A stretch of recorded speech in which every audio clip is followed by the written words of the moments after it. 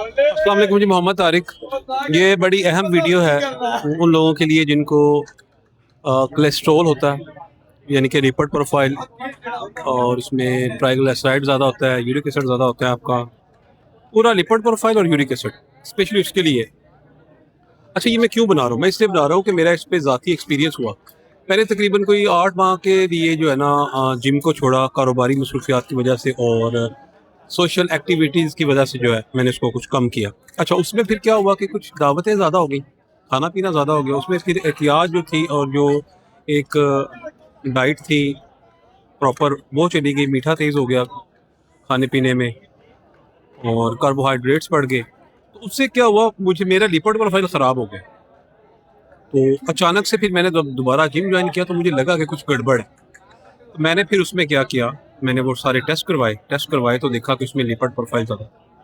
अच्छा, अब जो मज़ेदार की बात है ना वो अब शुरू होती है। डॉक्टर साहब ने कहा जनाब आपको ये कुछ मेडिसिन खानी पड़ेंगी ट्राइग्लिसराइड की और आपका जो है बैड कोलेस्ट्रॉल जो ज़्यादा हो गया उसकी, और कुछ यूरिक एसिड की भी। तो मैंने वो प्रिस्क्रिप्शन ले ली। अब मैंने वो लेने के बाद क्या किया, मैंने अपनी डाइट को बिल्कुल जो है ना जी कंट्रोल कर दिया। डाइट मैंने हमेशा आपसे शेयर की हुई है। सुबह शाम की खाली पेट वॉक को मैंने अपनाया। उसके साथ मैंने चिया सीड और मोरिंगा पाउडर को अपनाया। फिर मैंने डाइट कंट्रोल की। उसके साथ थोड़ी मैंने जो है ना मसल एक्सरसाइज लगाई, यानी कि वेट उठाया। आप इस बात का यकीन करें या ना करें, मैं दोनों रिपोर्ट्स आपको शो करवा सकता हूँ कि मैंने 1 महीने में इन दोनों चीज़ों को बिल्कुल मैं नॉर्मल लेवल पे ले आया हूँ, वापस वहीं पे आ गई जहाँ पे पहले होती थी।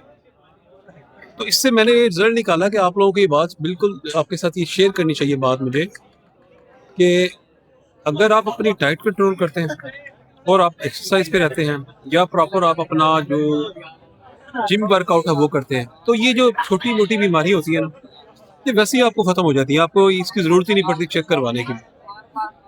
तो मैं डाइट आपके साथ शेयर कर देता हूँ। उसमें मैंने हाफ जो थी ना गंदम की रोटी शुरू की, हाफ, उसके साथ एक मुकम्मल अंडा और थोड़ा सा फल ले लेना। लेकिन जब सो के उठना, सबसे पहले मैंने नींबू पानी और उसमें चिया सीड जो रात का डिप हुआ हुआ था, उसके बाद फिर 1 चम्मच सेब का सिरका नीम गर्म पानी में। ये मेरा प्री ब्रेकफास्ट था। और एंड पे जाके जनाब फिर मैं नाश्ते की तरफ आता था, जो कि बहुत थोड़ा होता था। इसके अलावा किसी चीज़ को हाथ नहीं लगाता था। इवन कि मैंने दोपहर का जो खाना था ना वो स्किप कर दिया था। अगर ज़रूरत पड़ती थी तो थोड़ा बहुत सलाद ले लेता था, अदरवाइज वो स्किप कर दिया। रात को मैंने बॉयल्ड चिकन जो है, थोड़ा सोते टाइप चिकन जो है वो यूज़ किया। उसके साथ थोड़ी दही यूज़ की और इसमें जो चीज़ें मैक्सिमम हो सकती थी खाने में इस्तेमाल, वो यूज़ की। तो मैक्सिमम मतलब जो लो कार्ब पे यूज़ हो सकते थे। तो इसके साथ मैंने फिर खाली पेट जो सुबह शाम की वॉक थी वो अपनी नहीं छोड़ी। तकरीबन 5 किलोमीटर वॉक सुबह की बनती थी खाली पेट, 2-3 किलोमीटर शाम की बनती थी खाली पेट। तो जब मैंने 1 महीने बाद इन चीज़ों को चेक किया तो वेट भी जनाब 6-7 किलो लॉस हुआ हुआ था, और जो सारे टेस्ट थे वो बिल्कुल एक्यूरेट थे। मैं आप कमेंट के अंदर वो सारे टेस्ट आपको सेंड करता हूँ।